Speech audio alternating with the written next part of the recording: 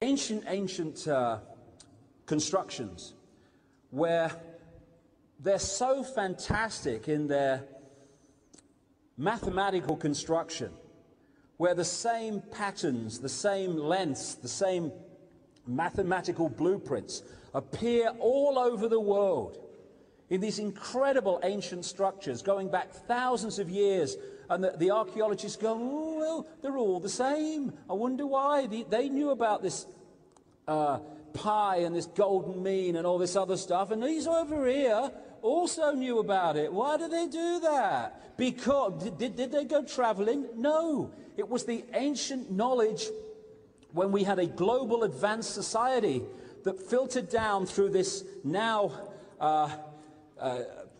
disunited global society. But it was the same knowledge, and they built in the same way because they had the same mathematical knowledge. And they understood the nature of architecture and how you can manipulate energy fields and how you can create different realities by using numbers and all this stuff. And this is why the Illuminati, to this day, construct their major cities and focal points with these street plans that I was talking about earlier. Because they've retained, through the secret society network at the highest level, this knowledge, this understanding of how you can use numbers and mathematical patterns to manipulate energy fields and therefore manipulate people who live in those energy fields. Going back to the ancient structures like Stonehenge, they weren't put in that place in that way by accident, but because they had this ancient knowledge passed down. This guy, Leonardo Pisano Fibonacci, he was Italian. He came, centuries ago, he came up with what's become known as the Fibonacci sequence, which basically is, well, it's more than basically, it is. You add the two previous numbers to get the next one. So it's 0 and 1. 1 and 1 equals 2. 2 and 3 equals 5. And this Fibonacci sequence is found all over nature, in the way that plants grow, in the way that shells form, in the features and distances between them in the human face. Because everything in the end can be broken down to mathematics, because it is a mathematical construct, this matrix that we are perceiving as reality. This guy, Stephen Marquardt, an American doctor who really went into the Fibonacci stuff in relation to the human body, he said all life is biology, all biology is physiology, all physiology is chemistry, all chemistry is physics, all physics is math, or maths as we call it in Britain. And he might have added, and all maths is energy.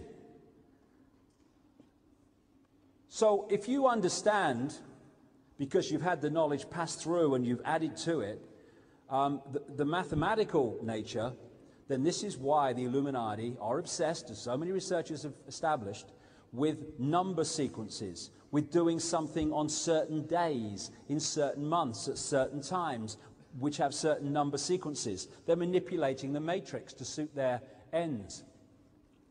The other thing is that a biological computer, and they're developing these around the world. I know there's a project in Florida, at the University of Florida, developing biological computers which can think to a certain level themselves.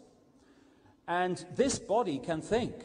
It does have the ability to think because it's a computer, it can react. Many of our reactions, our emotional reactions, are not infinite consciousness reacting, they are the computer program reacting.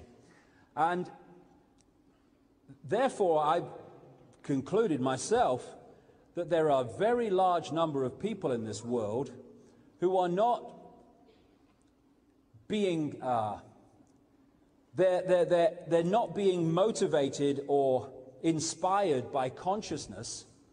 They are basically biological computers just going through the program. I mean, I've met a few, I have to say.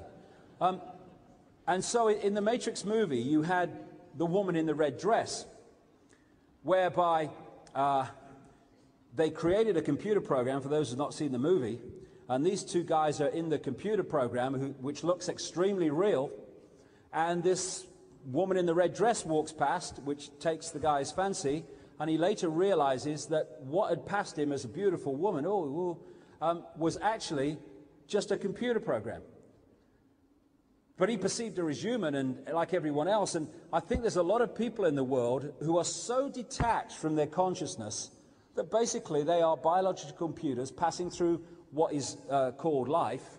And the computer is doing the thinking, it's doing the reacting.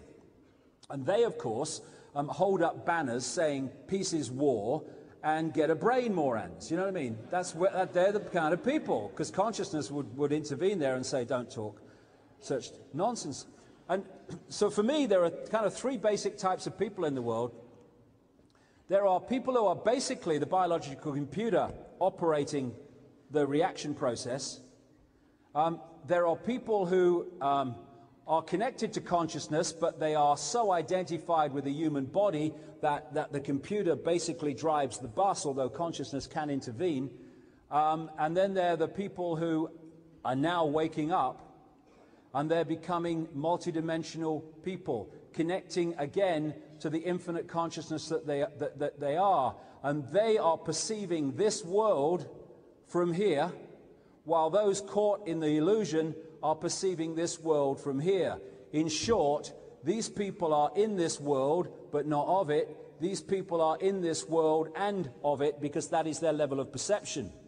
So, this is why people who are in the mode on the right-hand side are looked upon as crazy and mad and strange by those who are on the middle and on the left, because, not so much on the middle, but definitely on the left, it's because they are perceiving reality from such a different point of perspective that to them that is crazy, because that's what they are programmed to believe and the way they see the world.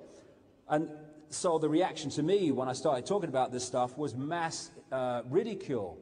But because of the wake-up, it's changing, because we don't have to stay controlled by the computer. We can make a decision for consciousness to do that.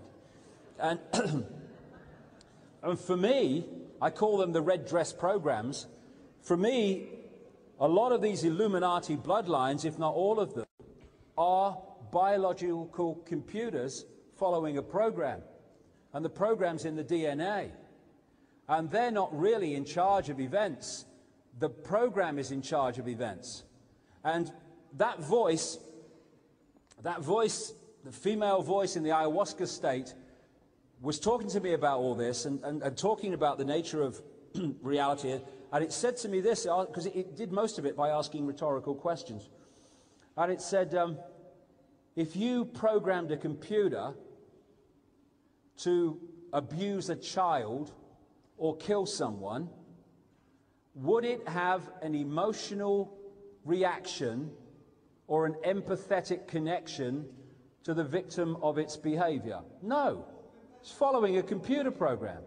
And in so many symbolic ways, these people are so computer-based rather than consciousness-based that they have lost the ability to empathize with the victims of their behavior. Therefore, what would limit our behavior does not limit theirs. So mass slaughter, they do not have a problem with when it would cause us mayhem. So all over the world, in different races, not a racial thing at all, there are these people following the computer program, and they're being manipulated to do so and encouraged to do so by the Illuminati hierarchy who understand how all this works. So what is reality? What we're told to believe it is. Through religions. In the end, they may have different philosophies, but only slightly, if that sometimes. But they are selling a belief system, overwhelmingly, the vast majority of them at least, which is saying, this is the prison you need to live in. And if you step out of it, then you are no longer one of us.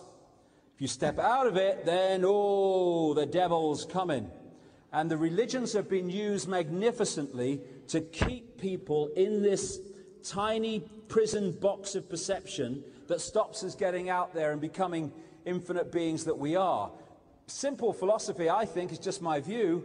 If we can give a name to what we believe, we're in a prison. Because infinity has no name. It's the force with no name. It just is. We just are. Once you start saying, I am a this, I am a that, you're already saying, I am a this, I am a that. I am a everything. And